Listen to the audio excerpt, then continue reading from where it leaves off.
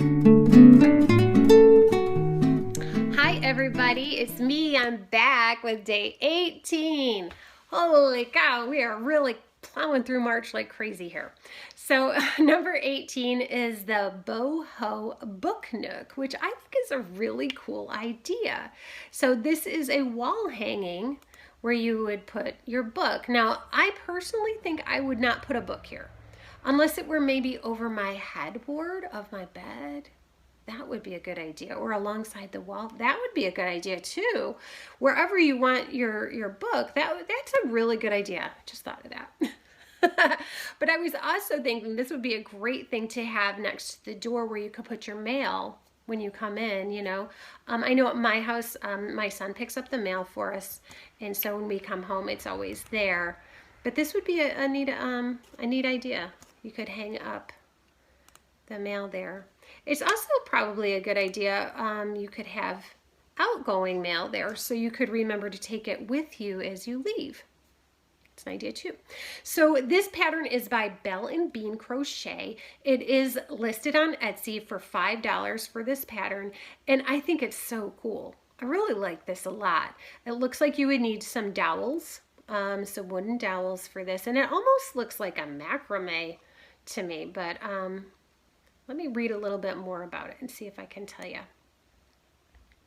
This is a PDF crochet pattern. It is listed as advanced beginner for, skill level. It measures about 12 inches wide and 11 inches long at completion, not including the string. Materials that you would need are a 6mm hook, about 350 yards of worsted weight cotton yarn, and two 12-inch by 5/16" dowel rods.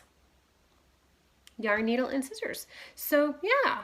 Oh, here's another picture where someone has, there's on the doorknob. Take a picture of it. Yeah, so that's another great place where you could hang it. You know where else you could hang it? You could hang it in the bathroom. Some people like to read in the bathroom. It's an idea.